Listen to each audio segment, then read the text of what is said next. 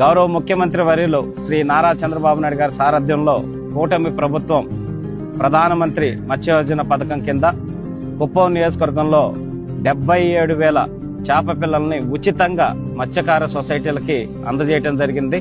దాంట్లో భాగంగా ఈరోజు చినబంగారనత్నం చెరువులో 46,800 చేప పిల్లల్ని మత్స్యకార సొసైటీ సభ్యుల ఆధ్వర్యంలో ఇక్కడ ఫిషరీస్ డిపార్ట్మెంటు అందరం కలిసి చెరువులోకి వదలటం జరిగింది.